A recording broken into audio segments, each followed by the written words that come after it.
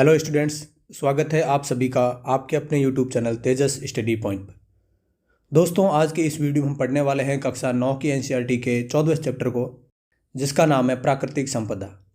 इस चैप्टर में हम प्रकृति के प्रमुख जैव घटकों और अजैव घटकों के बारे में डिटेल से पढ़ेंगे और विभिन्न प्रकार के जैव रासायनिक चक्रणों के बारे में भी डिटेल से पढ़ेंगे। एक भी पॉइंट मिस न हो, इसलिए आपसे निवेदन है कि आप इस वीडियो को पूरा देखें। और बिना देरी के शुरुआत करते हैं हमारे क्लास की। चैप्टर का नाम है प्राकृतिक संपदा। सबसे पहले हम लोग ये देखेंगे कि प्राकृतिक संपदा क्या होती है। प्राकृतिक यानी प्रकृति से प्राप्त, और संपदा क्या होती है? ऐसी वस्तुएं जो मनुष्य के लाभदायक होते हैं या मनुष्य जिनका उपयोग अपने लाभ के लिए करता है, उन्हें हम लोग संपदा कहते हैं।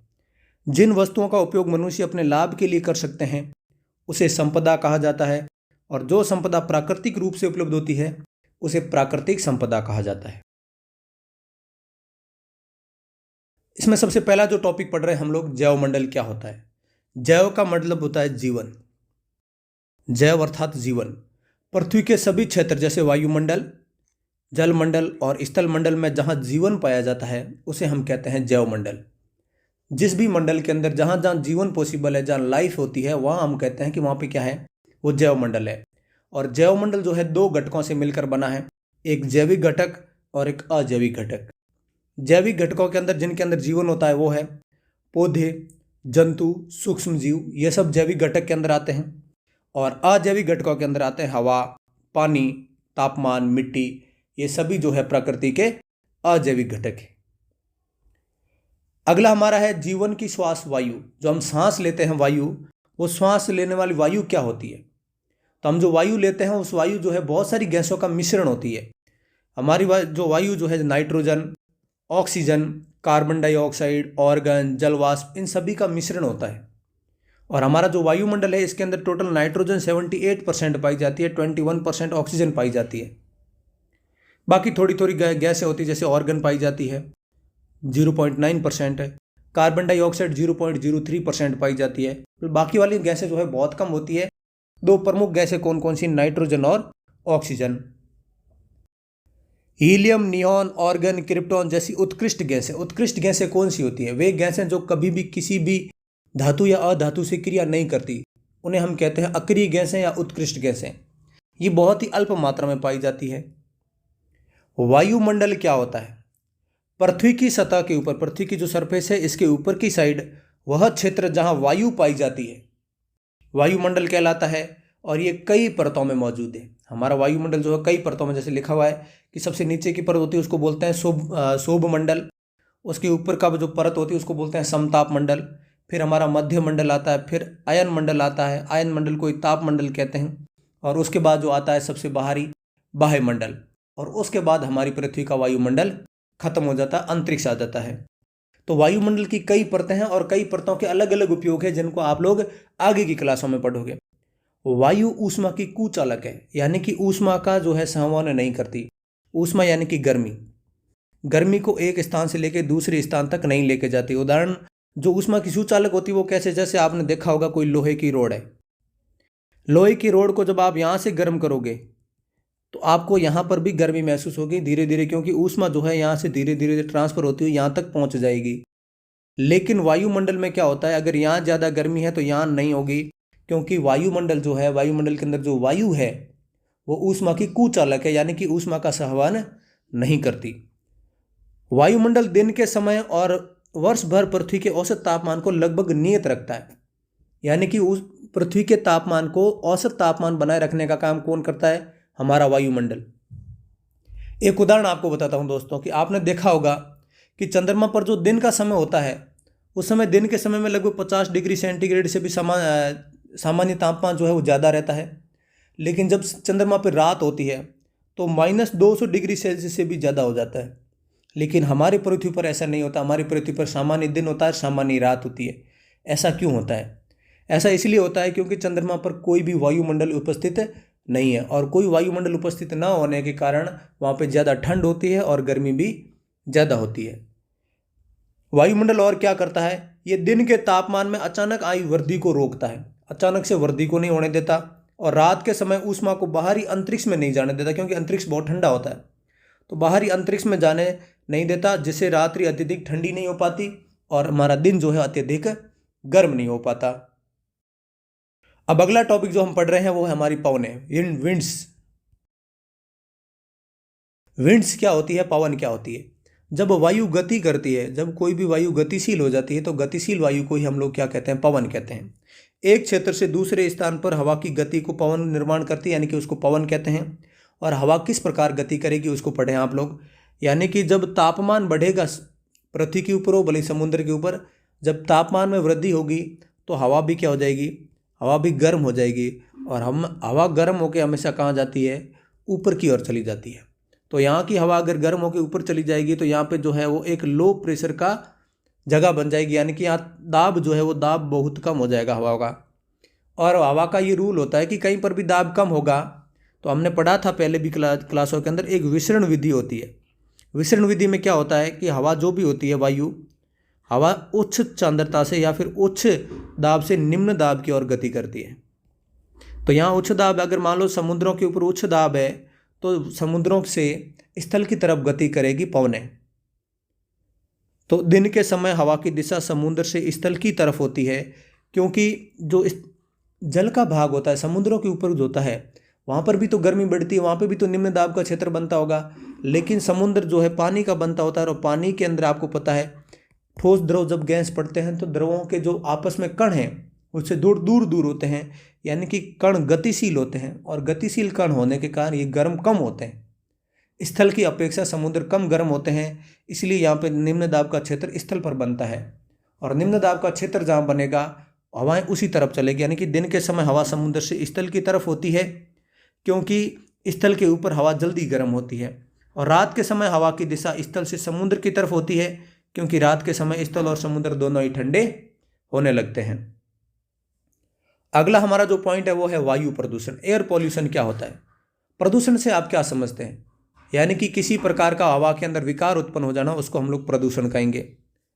वायु में हानिकारक पदार्थों की वृद्धि, कौन कौन से? कार्बन डाइऑक्साइड हो गया, कार्बन मोनोऑक्साइड, सल्फर के ऑक्साइड, नाइट्रोजन, फ्लोराइड, शीशे, धूल के कण, ये सब अगर वायु के अंदर मिक्स हो जाते हैं और इनकी मात्रा वायु के अंदर बढ़ जाती है तो जब हम कहते हैं कि वायु क्या है, प्रदूषित हो गई है, वायु का प्रदूषण हो रहा है। और वायु प्रदूषण के क्या प्रभाव होते हैं हमारे शरीर पर? तो मनुष्य में श्वसन और गुर्दे की बीमारी जैसी होती है। उच्च रक्तचाप यानी कि blood pressure, high blood pressure की समस्या होने लगती है।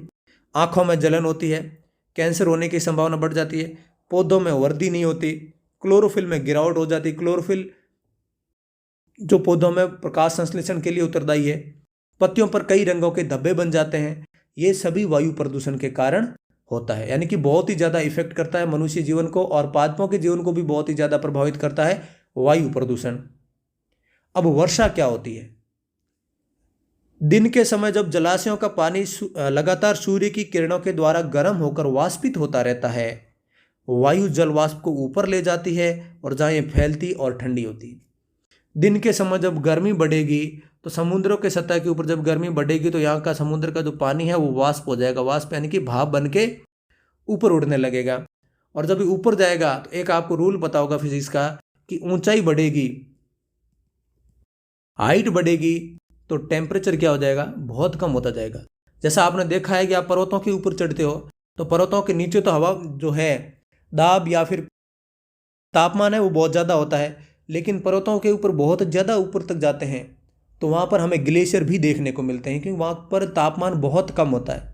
तो जैसे जैसे ऊंचाई बढ़ती है वैसे वैसे तापमान भी कम होता है। जब ये वाष्प बन के ऊपर उड़ती है तो इनका तापमान कम होता है, तो ये वाष्प क्या होता है, वाष्प का वापस संघनन हो जाता है, यानी कि भाप का वापस पानी बन जाता है और ठंडी होकर जल वाष्प जल की बूंदों के रूप में संघनित हो जाती है। संघनन किसको कहते हैं? संघनन वो प्रक्रिया है जिसके द्वारा कोई भी भाप यानी कि गैस वो द्रव में बदल जाती है, उसको संघनन कहते हैं। और जब बूंदें आकार में बढ़ जाती है तो ये गिरने लगती हैं और इसे हम क्या कहते हैं, वर्षा कहते हैं। अगला है एसिड रेन क्या होती है, अम्लीय वर्षा क्या होती है। ऐसी वर्षा जिसके अंदर एसिड हो उसको हम लोग अम्लीय वर्षा कहेंगे। लेकिन एसिड कैसे बनेगा? जब फैक्ट्रियों के अंदर, बड़ी बड़ी गाड़ियों के अंदर जीवाश्म ईंधनों का यूज़ किया जाता है, जीवाश्म ईंधन जैसे कोयला और पेट्रोलियम हो गए, इन ईंधन, ये जब जीवाश्म ईंधन जलते हैं तो सल्फर डाइऑक्साइड और नाइट्रोजन ऑक्साइड गैसें बनाते हैं। सल्फर डाइऑक्साइड और नाइट्रोजन डाइऑक्साइड जैसे गैसें बनाते हैं, और वर्षा के समय ये गैसें वर्षा के पानी में घुलकर सल्फ्यूरिक अम्ल और नाइट्रिक एसिड बनाती है। आप इस इमेज से देखें दोस्तों, जब ये जीवाश्म ईंधन यहाँ से कोयला वगैरह का यूज किया जाता है तो सल्फर डाइऑक्साइड और नाइट्रोजन डाइऑक्साइड गैसें जब ये ऊपर जाकर वर्षा पानी मिलती है तो पानी में मिलती है तो ये HNO3 यानी कि नाइट्रिक एसिड और सल्फ्यूरिक एसिड बना देती है। और जब ये बारिश के साथ जमीन पर गिरती है तो ऐसी बारिश को हम लोग कहते हैं अम्लीय वर्षा या फिर एसिड रेन कहते हैं, जिससे पानी अम्लीय हो जाता है और इसे ही हम लोग क्या कहते हैं, अम्लीय वर्षा कहते हैं। अब हमने वायु के बारे में, वायुमंडल के बारे में हमने पढ़ा। अब हम लोग अगला अजैविक घटक पढ़ रहे हैं जिसका नाम है जल। जल हमारे शरीर के लिए, हमारे लिए, पौधों के लिए, सभी के लिए बहुत ही आवश्यक है। जल हमारी पृथ्वी के ऊपर बहुत ज़्यादा अवेलेबल है। पृथ्वी के पूरी सतह के लगभग 75% भाग पर जो है पानी अवेलेबल है, लेकिन आपको पता है कि पीने की पानी की समस्या लगभग विश्व के सभी देशों में है, क्योंकि पीने के पानी जो है, जो पानी ज़्यादातर पानी है वो तो समुद्रों में है, और जो पीने लायक पानी है, जो मीठा पानी है, उसमें भी जो अधिकतर है वो उत्तरी ध्रुव और दक्षिणी ध्रुव में बर्फ़ के पहाड़ों के रूप में मौजूद है। यानी कि पीने लायक पानी की मात्रा है वो बहुत कम है। यह भूमि के अंदर भूमिगत जल के रूप में पाया जाता है। जल के स्रोत जैसे समुद्र, नदियाँ, झरने ये भी हैं।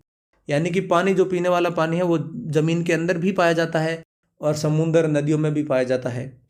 जल क्यों आवश्यक है? जल की कहाँ कहाँ आवश्यकता होती है? तो जल एक तो शरीर का तापमान नियंत्रित करता है। आपको मैंने बताया था जब मैंने प्लांट किंगडम, एनिमल किंगडम वाला चैप्टर पढ़ दिया था। एनिमल किंगडम, एनिमल दो प्रकार के होते हैं, एक तो शीत रुधिर वाले होते हैं, एक गर्म रुधिर वाले होते हैं। शीत रुधिर वाले वो होते हैं जिनका खून ठंडा होता है, यानी कि जैसा तापमान होगा वैसे ही उनका शरीर का तापमान भी बदलता रहेगा। और हम जो मनुष्य हैं, मनुष्य कैसे हैं? गर्म खून वाले हैं, यानी कि भले सर्दी हो या गर्मी हो, हमारे शरीर का तापमान क्या होता है? हमेशा 37 डिग्री सेल्सियस ही रहेगा। तो हमारे शरीर का तापमान कौन नियंत्रित करता है? हमारे शरीर का तापमान नियंत्रित करता है ब्लड। जल मानव की शरीर की कोशिकाओं में उपस्थित जीवद्रव्यों का महत्वपूर्ण संघटक है। तो पानी जो है हमारे जो शरीर की कोशिका है, कोशिका के अंदर जो साइटोप्लाज्म है, जो जीवद्रव्य में, वो जीवद्रव्य किसका बना होता है? वो द्रव है। द्रव यानी किसका बना है? पानी का ही संघटक है। यह जंतु और पौधे के आवास का भी कार्य करता है, यानी कि रहने के लिए आपको बहुत से जीव और बहुत से पौधे समुद्रों के अंदर, नदियों के अंदर होते हैं, झीलों के अंदर होते हैं, तो उनके आवास का कार्य करता है और सभी कोशिकीय कार्यों को संपन्न करवाता है। कोशिकीय कार्य जैसे हमारे शरीर की कोशिका के सभी कार्य कोशिका के अंदर होते हैं, और कोशिका में भी कहाँ? जीव द्रव्य के अंदर होते हैं, यानी कि साइटोप्लाज्म के अंदर होते हैं। और साइटोप्लाज्म किसका बना होता है? जल का बना होता है। यानी कि हमारे सारी कोशिकीय कार्य किसके बने होते हैं? कोशिकीय कार्य जल की उपस्थिति में ही सही होते हैं। हमारे शरीर का तापमान जल नियंत्रित करता है, हमारे बहुत से जीवों और पौधों के लिए आवास का कार्य करता है, और कोशिकाओं का निर्माण भी करता है, और कोशिका के लिए महत्वपूर्ण भूमिका भी निभाता है। अब जिस प्रकार से हमने वायु प्रदूषण पढ़ा था, उस प्रकार जल भी प्रदूषित होता है। जब जल में अवांछनीय अतिरिक्त पदार्थ मिल जाते हैं, जब एक्स्ट्रा जो काम की नहीं है वो चीज़ें जब जल के अंदर मिल जाती है तो पानी पीने योग्य नहीं रहता, और इसे हम कहते हैं जल प्रदूषण।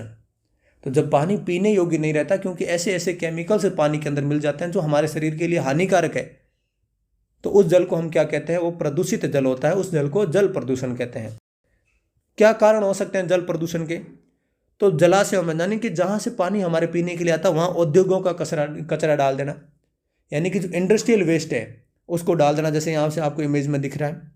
जलाशयों के नज़दीक कपड़े धोना, अगर जहाँ से हमारे पीने का स्रोत जो जलाशय है वहाँ उसके नज़दीक हम कपड़े धोएंगे तो डिटर्जेंट का केमिकल है वो हमारे पानी में मिल जाएगा, और हमारे पानी में जो है प्रदूषण का कारण बनता है। जलाशयों में अवांछित पदार्थ डाल देना, यानी कि और भी कोई एक्स्ट्रा केमिकल्स या फिर कोई ना कोई कचरा डाल देना जो हमारे जलाशयों को जो है क्या करता है? प्रदूषित करता है, और हमारे जल को भी प्रदूषित करता है। तीसरा हमारा जो संघटक है वो है मृदा। मृदा क्या होता है? जो हमारी पृथ्वी है, इस पृथ्वी की ऊपरी सतह को हम लोग मृदा कहते हैं। तो भूमि की ऊपरी सतह को मृदा कहते हैं, जो पौधों के लिए आवश्यक पोषक तत्वों से भरपूर होती है। तो पौधों के लिए आवश्यक पोषक तत्व कहाँ होते हैं?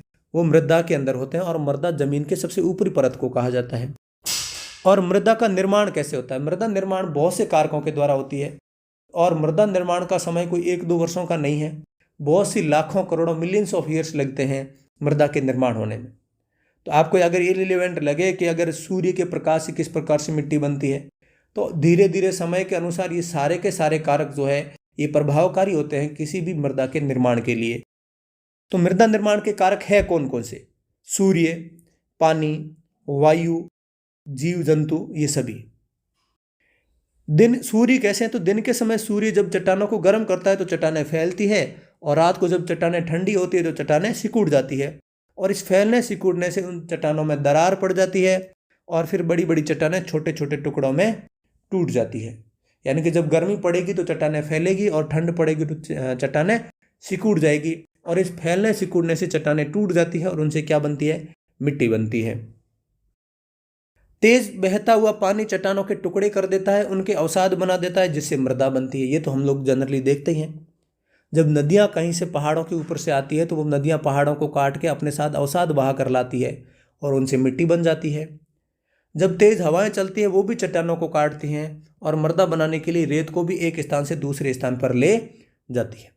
यानी कि एक स्थान से दूसरे स्थान पर मिट्टी को भी ले जाती है, और चट्टानों को बहुत तेज हवाएं जो है चट्टानों को भी काट देती है।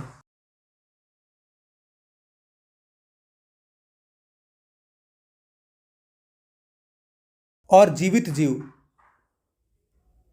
लाइकेन और मॉस चट्टानों पर सतह पर उगते हैं। चट्टानों की सतह पर एक जीव उगते हैं जिसका नाम है लाइकेन और मॉस, और उनको चट्टानों को क्या बनता है? कमजोर बना देते हैं और महीन कणों में बदल देते हैं, यानी कि मिट्टी में बदल देते हैं। तो मृदा निर्माण के प्रमुख कारक कौन कौन से हैं? तो सूर्य, पानी, वायु और जीव जंतु, यानी कि कुछ जीव हैं। ये सभी महत्वपूर्ण कारक हैं जो लाखों वर्षों से कार्य करके मृदा का निर्माण करते हैं। अगला है मृदा अपरदन क्या होता है? सॉइल इरोजन क्या होता है? अपरदन का मतलब मृदा का कटाव, यानी कि भूमि की ऊपरी सतह यानी कि मृदा का हटना मृदा का अपरदन कहलाता है। यानी कि मिट्टी की ऊपर की सतह है जिसके अंदर पोषक तत्व होते हैं, उन पोषक तत्वों वाली मिट्टी की परत एक जगह से दूसरी जगह उड़ के चली जाती है, इसको हम लोग कहते हैं मृदा का हटना, और इसी को कहते हैं हम लोग मृदा अपरदन। मृदा की ऊपरी सतह वायु, जल और अन्य भौगोलिक कारकों द्वारा हटाई जाती है। बहुत से कारक है जो मृदा की ऊपरी सतह को हटा देते हैं। मृदा अपरदन के क्या क्या कारण हो सकते हैं?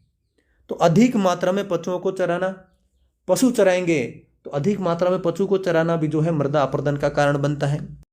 तेज हवाओं और पानी की वजह से भी मृदा अपरदन होता है। पेड़ों की कमी के कारण, पेड़ जो है वायु की गति को कम करते हैं, लेकिन जब पेड़ नहीं होंगे तो वायु तेज गति से चलेगी और भी मृदा को उड़ा के ले जाएगी। तो पेड़ों की कमी के कारण भी मृदा का अपरदन होता है। तो मृदा अपरदन वो होता है कि मृदा की ऊपरी परत का हटना मृदा अपरदन कहलाता है।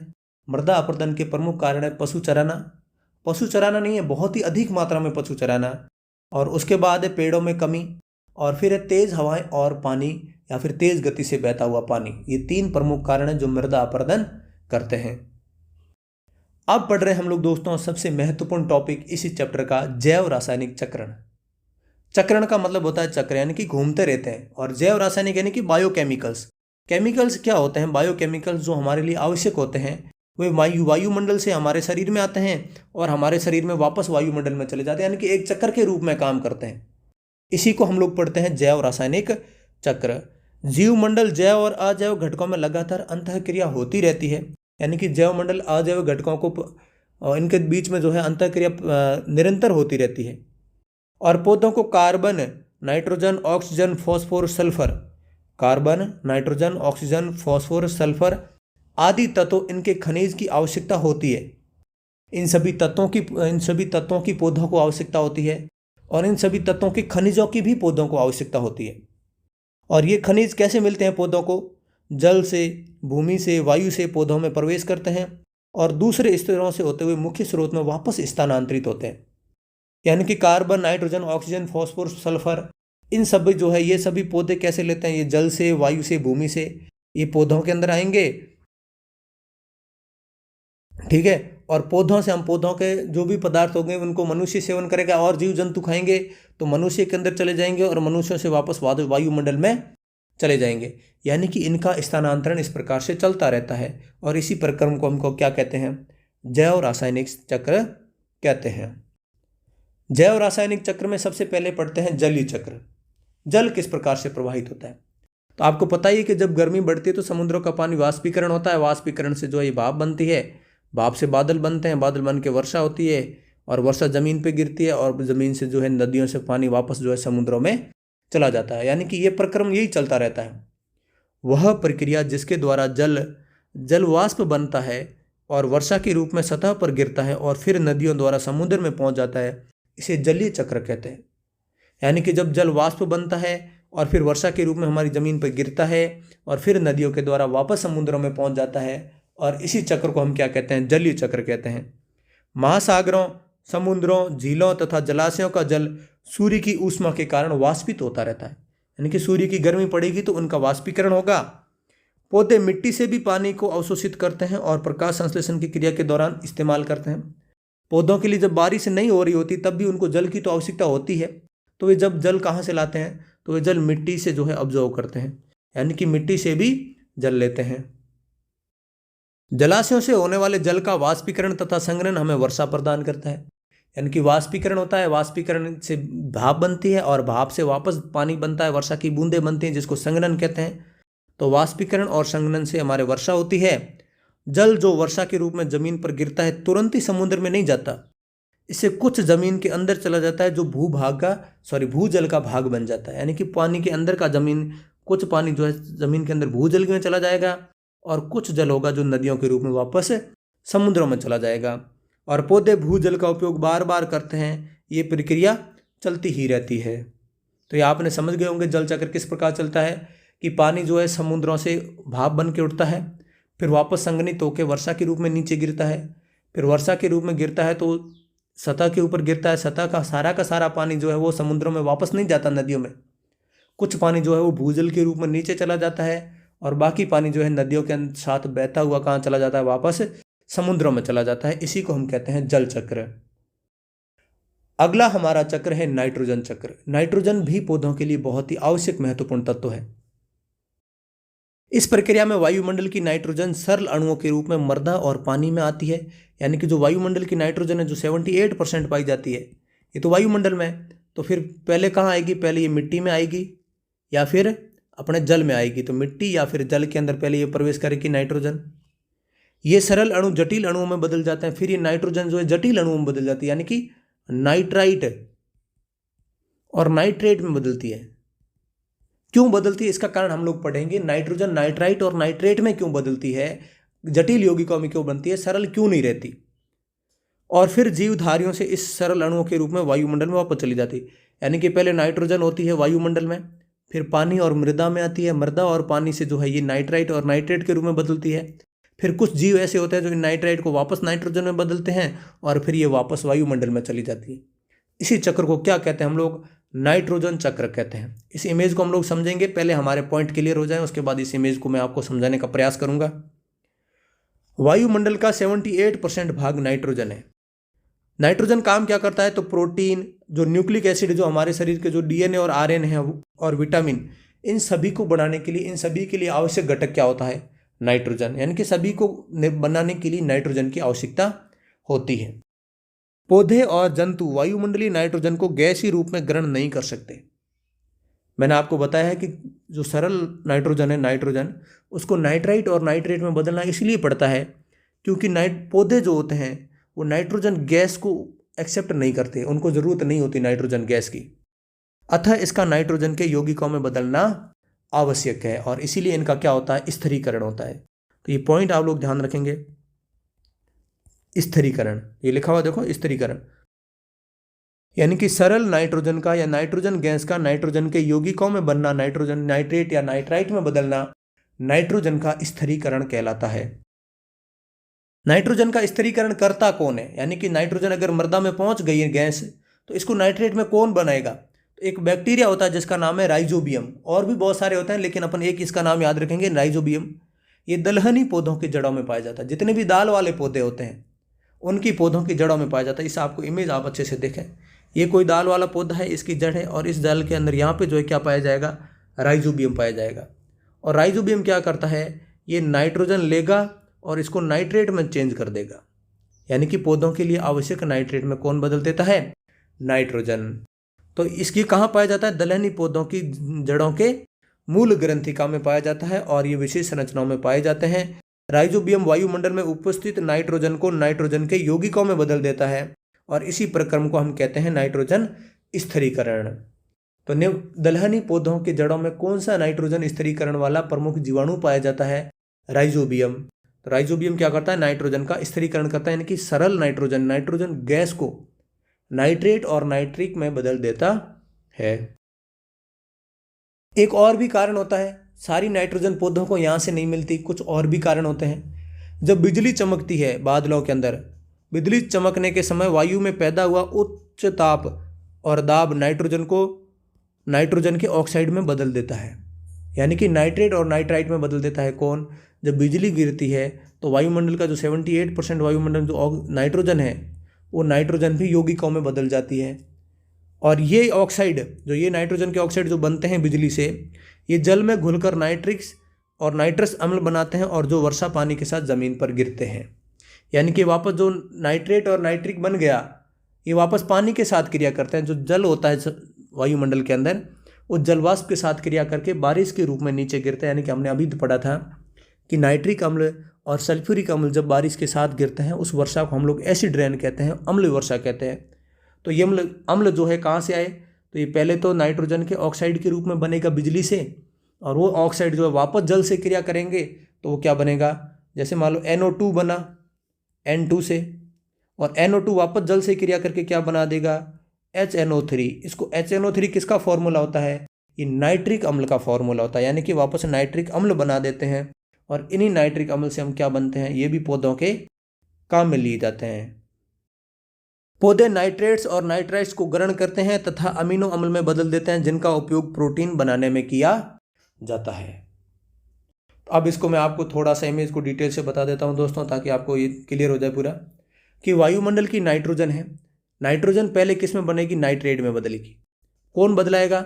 एक तो या तो बदलेगी वो तड़ित के द्वारा यानी कि बिजली के द्वारा, या फिर जीवाणुओं के द्वारा। फिर जीवाणुओं के द्वारा बदला के वो मिट्टी में उपस्थित फिर पौधों के द्वारा अवशोषित की जाएगी। भाई नाइट्रेट है वो पहले मिट्टी में जीवाणुओं के द्वारा नाइट्रेट बना के मिट्टी में जाएगी, और फिर वो किसके द्वारा अवशोषित की जाएगी? पौधों के द्वारा। पौधों से नाइट्रोजन हमारे शरीर में जंतुओं में चली जाएगी, और हम नाइट्रेट को वापस वायुमंडल में कैसे भेजते हैं? तो हम जो उत्सर्जित करते हैं पदार्थ, जैसे यूरिया उत्सर्जित करते हैं, पेशाब करते हैं, तो उसके अंदर हम लोग अमोनिया होता है, NH3 होता है, तो नाइट्रोजन वापस हमारे उत्सर्जन के द्वारा कहाँ चली जाती है? वायुमंडल में चली जाती है। तो इसी प्रकार नाइट्रोजन का चक्र चलता रहता है।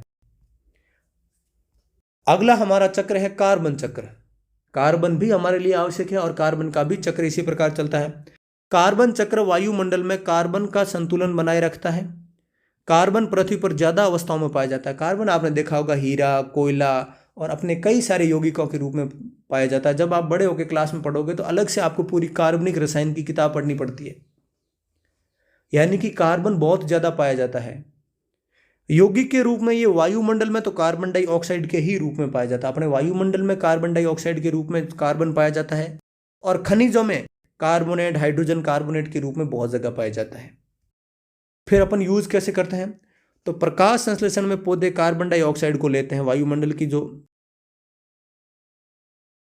जब ये प्रकाश संश्लेषण कर रहे हैं तो ये कार्बन डाइऑक्साइड को, वायुमंडल की कार्बन डाइऑक्साइड को लेंगे। फिर ये क्या करेंगे? ये पौधे से कार्बन जो है उपभोक्ता स्तर तक चला जाता है, यानी कि पौधे से किस में चला जाएगा? मनुष्यों तक चला जाएगा, यानी कि जीवों तक चला जाएगा। ये कार्बन का स्थानांतर होगा। इसका कुछ भाग श्वसन क्रिया के द्वारा कार्बन डाइऑक्साइड के रूप में वायुमंडल में चला जाता है। जब हम पौधों में जो है, पौधों से कार्बन जब मनुष्यों में या फिर कुछ और जंतुओं के अंदर स्थानांतरित होता है तो कुछ कार्बन डाइऑक्साइड का पहले ही वायुमंडल में वापस चली जाती है। कैसे? जब पौधे प्रकाश संश्लेषण के समय कार्बन डाइऑक्साइड लेते हैं तो श्वसन के समय कार्बन डाइऑक्साइड छोड़ते भी तो हैं, तो कुछ कार्बन डाइऑक्साइड श्वसन के समय छोड़ देते हैं और बाकी कार्बन डाइऑक्साइड जीवों में चली जाती है। और बाकी कार्बन डाइऑक्साइड को हम भी सांस लेते हैं तो कार्बन डाइऑक्साइड छोड़ते हैं, तो कुछ कार्बन डाइऑक्साइड उसके बाद वातावरण में वापस चली जाती है। और बाकी कार्बन डाइऑक्साइड अगर हमारे शरीर में कार्बन बच जाता है तो मृत शरीर के अपघटन से कार्बन पुनः वायुमंडल में पहुंच जाता है। जब शरीर मृत हो जाता है जीवों का तो उसके अंदर कार्बन ही कार्बन होता है और वो वापस अपघटित होकर वापस कहाँ चला जाता है? वापस वायुमंडल में कार्बन हो जाता है। इसी प्रकार कार्बन का चक्र चलता रहता है। अगला हमारा पॉइंट है ग्रीन हाउस प्रभाव क्या है, ग्रीन हाउस इफेक्ट क्या होता है। तो वायुमंडल में उपस्थित ग्रीन हाउस गैसें जैसे कार्बन डाइऑक्साइड, जल वाष्प, नाइट्रस ऑक्साइड, मीथेन। क्वेश्चन पूछा जाता है दोस्तों कि कौन कौन सी ग्रीन हाउस गैसें हैं वह तो अपने वायुमंडल में। तो कार्बन डाइऑक्साइड, जल वाष्प, नाइट्रस ऑक्साइड और मीथेन, ये सभी कैसी ग्रीन हाउस गैसें हैं। पृथ्वी से परावर्तित होने वाली सूर्य की किरणों को अवशोषित कर लेती हैं, जिससे वायुमंडल का तापमान बढ़ जाता है और इसे ही ग्रीन हाउस प्रभाव कहते हैं। आप इस इमेज से समझो ताकि आपको अच्छे से एकदम क्लियर होगा। हमारे वातावरण के अंदर carbon dioxide, methane, chlorofluorocarbon, nitrous oxide, ये सभी किसका काम करते हैं? ये सभी काम करते हैं ग्रीन हाउस गैसों का। यानी कि जब सूर्य का तापमान हमारी पृथ्वी पर पड़ेगा तो प्रकाश का एक रूल होता है परावर्तन, यानी कि प्रकाश किसी सतह से टकरा के वापस उसी वातावरण में लौट जाएगा, जिसे हम प्रकाश का परावर्तन कहते हैं। तो परावर्तन होकर जब प्रकाश लौट रहा होता है तब ये कार्बन डाइऑक्साइड के कण से टकराएगा तो वापस बाहर नहीं जा पाएगा वायुमंडल से, वायुमंडल के अंदर वापस पृथ्वी की सतह पर आ जाएगा। ऐसे बहुत सी गैसों से प्रकाश टकरा के वापस अपनी पृथ्वी पर आ जाएगा और इसीलिए हमारी पृथ्वी के ऊपर गर्मी बढ़ने लगती है। यानी कि परावर्तित प्रकाश वापस हमारी वायुमंडल से बाहर जा ही नहीं पाता, क्योंकि वायुमंडल की जो ग्रीन हाउस गैसें हैं उनसे टकरा के वापस आ जाता है। इसीलिए हम लोग कहते हैं इन ग्रीन हाउस गैसों से टकरा के सूर्य का प्रकाश वापस पृथ्वी की सतह पर आ जाता है और इससे क्या बढ़ती है? गर्मी बढ़ती है। और इसी प्रभाव को हम क्या कहते हैं? ग्रीन हाउस प्रभाव कहते हैं। अगला है हमारा दोस्तों कार्बन डाइऑक्साइड का प्रतिशत बढ़ने के कारण क्या क्या हो सकता है। कार्बन डाइऑक्साइड एक प्रकार की ग्रीन हाउस गैस है। तो ग्रीन हाउस गैस है तो कार्बन डाइऑक्साइड अगर ज़्यादा हो गई तो ग्रीन हाउस प्रभाव भी बढ़ जाएगा। और ग्रीन हाउस प्रभाव बढ़ेगा यानी कि ऊष्मा जो है पृथ्वी के ऊपर जो है सतह के ऊपर गर्मी बढ़ जाएगी, तो वैश्विक उष्मीकरण होगा। और जब गर्मी बढ़ेगी तो ग्लेशियरों के ऊपर जो बर्फ़ जमी हुई है, बहुत कई वर्षों से जो बर्फ़ों के पहाड़ बने हुए हैं, वो पिघलने शुरू हो जाएंगे और बाहर आने की संभावनाएं बढ़ जाएगी। यानी कि चोटियों पर जमी बर्फ़ ग्रीन हाउस प्रभाव के कारण वर्ष भर पिघलती रहेगी और पृथ्वी का औसत तापमान भी क्या हो जाएगा? बढ़ जाएगा, अगर कार्बन डाइऑक्साइड हमारे वातावरण के अंदर ज़्यादा हो गई तो। एक कारण आपको बताता हूँ दोस्तों, आपको इंटरेस्टिंग था। आपको पता है कि जब हम सोलर सिस्टम पढ़ते हैं तो सोलर सिस्टम में सूर्य का सबसे नज़दीक ग्रह तो बुध है। सोलर सिस्टम में सूर्य का सबसे नज़दीक ग्रह कौन सा है? बुध है। लेकिन हम एक बात याद रखते हैं कि सूर्य का सबसे नज़दीक ग्रह तो बुध है, लेकिन सबसे गर्म ग्रह कौन सा है? शुक्र है। अब जो सूर्य के नज़दीक है तो इसका मतलब उसके ऊपर ज़्यादा गर्मी पड़नी चाहिए, वो ज़्यादा गर्म होना चाहिए, लेकिन शुक्र सबसे ज़्यादा गर्म क्यों है? तो ये कारण यही कार्बन डाइऑक्साइड है, क्योंकि शुक्र जो ग्रह है उसके वायुमंडल में 90 से 95% तक क्या पाई जाती है? कार्बन डाइऑक्साइड पाई जाती है। और इसी कारण जब सूर्य का प्रकाश शुक्र ग्रह पे पड़ता है, जब वापस परावर्तित होकर लौटता है तो कार्बन डाइऑक्साइड से टकराता है, फिर वापस आता है, फिर वापस कार्बन डाइऑक्साइड से टकराता है, फिर वापस शुक्र पे आ जाता है। यानी कि इसकी कार्बन डाइऑक्साइड की ही वजह से शुक्र ग्रह पर बहुत ज़्यादा गर्मी पड़ती है। अगला हम लोग पढ़ रहे हैं ऑक्सीजन चक्र। ऑक्सीजन का चक्र क्या होता है? तो जिस प्रकार कार्बन का, नाइट्रोजन का, जल का चक्र चलता है, उसी प्रकार का ऑक्सीजन का भी चक्र चलता है। ऑक्सीजन वायुमंडल में होती है, हम पौधे सांस लेते हैं, या फिर पौधे कार्बन डाइऑक्साइड के द्वारा ऑक्सीजन छोड़ते हैं, हम उस ऑक्सीजन को लेते हैं और फिर हम जो है कार्बन डाइऑक्साइड के रूप में उसको छोड़ देते हैं। तो ऑक्सीजन का मुख्य स्रोत वायुमंडल है। वायुमंडल में ऑक्सीजन 21% अवेलेबल है। ऑक्सीजन पानी में घुले हुए रूपों में जलाशयों में उपस्थित रहती है और जलीय जीवों को जीवित रहने में सहायता करती है। ऑक्सीजन वायुमंडल में तो है ही है, उसके साथ पानी में भी है। पानी में कैसे है? तो पानी का फॉर्मूला आपको पता है, H2O होता है। यानी कि पानी में H2 यानी कि घुली हुई अवस्था में ऑक्सीजन होती है और इसी ऑक्सीजन का प्रयोग जलीय जीव जंतु है वो सांस लेने में करते हैं। वायुमंडल की ऑक्सीजन का उपयोग 3 प्रक्रियाओं में होता है। जो वायुमंडल की ऑक्सीजन है इसका काम कहाँ कहाँ होता है? तो एक तो श्वसन के लिए होता है, जब सांस लेते हैं उसके लिए ऑक्सीजन का प्रयोग किया जाता है। एक किसी चीज़ के दहन के लिए, दहन का मतलब है किसी चीज़ का जलाने के लिए, तो जलाने के लिए भी ऑक्सीजन की आवश्यकता होती है। और नाइट्रोजन के ऑक्साइड निर्माण करने के लिए, यानी कि पौधों को नाइट्रोजन भी तो चाहिए होता है। तो नाइट्रोजन तो N2 तो किसी काम की नहीं है हमारे, तो नाइट्रोजन का ऑक्सीजन बनाना पड़ता है, NO2 हमारे काम की है। तो नाइट्रोजन का ऑक्साइड बनाने के लिए भी किसकी ज़रूरत पड़ती है? ऑक्सीजन की ज़रूरत पड़ती है। ऑक्सीजन सभी जीवधारियों के लिए श्वसन के लिए अनिवार्य है और प्रकाश संश्लेषण में पौधे ऑक्सीजन को छोड़ देते हैं। अब हम लोग देख रहे हैं ओजोन परत क्या है। बहुत ही इंपॉर्टेंट पॉइंट है दोस्तों, ओजोन परत।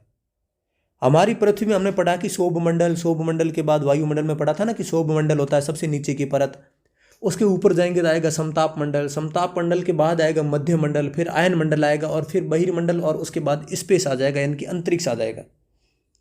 ये हमने अभी देखा।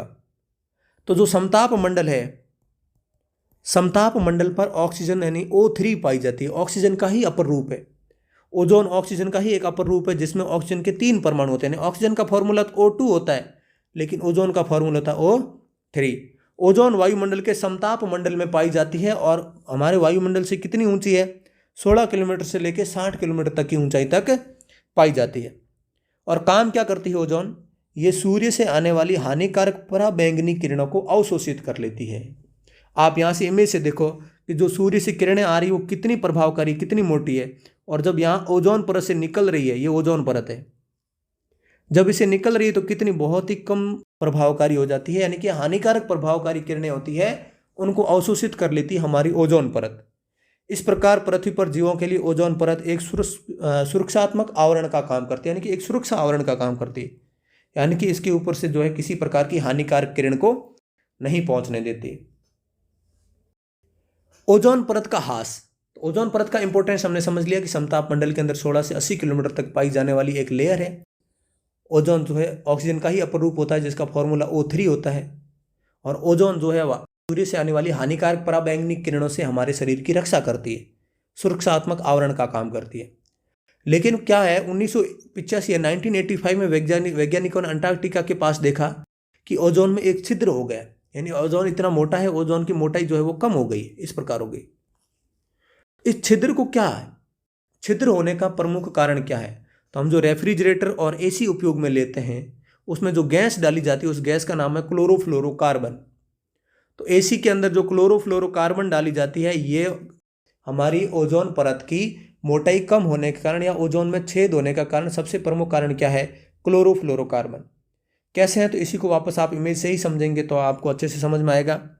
जैसे यहाँ आपको दिख रहा होगा कि क्लोरोफ्लोरोकार्बन का क्या फॉर्मूला होता है कि 2 क्लोरीन होते हैं, एक कार्बन होता है, एक फ्लोरीन होता है, इसलिए नाम है क्लोरोफ्लोरोकार्बन। ये क्लोरीन क्या करता है, यहाँ से आप देखो कि क्लोरीन जो होता है क्लोरोफ्लोरोकार्बन का, ये क्लोरीन किससे क्रिया करता है, तो ऑक्सीजन के 3 परमाणु तो O तो ओजोन के एक O से क्रिया करके क्या बन जाएगा, ClO बन जाएगा, यानी कि क्लोरीन मोनोऑक्साइड बना देगा, यानी कि ओजोन को तोड़ देगा और ओजोन के एक ऑक्सीजन को जो है ये क्लोरीन अपने पास रख लेगा, खा जाएगा। और ऐसे करके इतनी सारी गैस जब रिलीज हो जाएगी वायुमंडल में तो बहुत सारे क्लोरीन जाएंगे और बहुत सारे ओजोन को जो है ओजोन को तोड़ देंगे। और इसी से क्या हो जाएगा, ओजोन परत धीरे धीरे क्या हो जाने लगे, ओजोन परत की मोटाई कम होने लग जाएगी। सुपरसोनिक विमानों के ईंधन के दहन से उत्पन्न पदार्थ व नाभिकीय विस्फोट में भी ओजोन परत के ह्रास होने का प्रमुख कारण है। जब किसी प्रकार का नाभिकीय विस्फोट किया जाता है, यानी कि परमाणु बम का विस्फोट किया जाता है, तब भी जो रेडिएशन निकलती है वो ओजोन परत की मोटाई को कम करती है। और जब कोई जेट इंजन होता है, सुपरसोनिक विमान होता है, यानी कि जो हवा की स्पीड से जो साउंड की स्पीड से भी ज़्यादा तेज भागता है, उसको हम लोग बोलते हैं सुपरसोनिक विमान। जो इतनी तेज विमान भागते हैं उनके अंदर जो इंजन दहन होता है, उनके अंदर जो फ्यूल होता है, उनके फ्यूल के दहन से भी जो है ओजोन परत की हानि होती है। ओजोन परत के संरक्षण के लिए प्रतिवर्ष 16 सितंबर को जो है ओजोन परत संरक्षण दिवस मनाया जाता है पूरे विश्व में।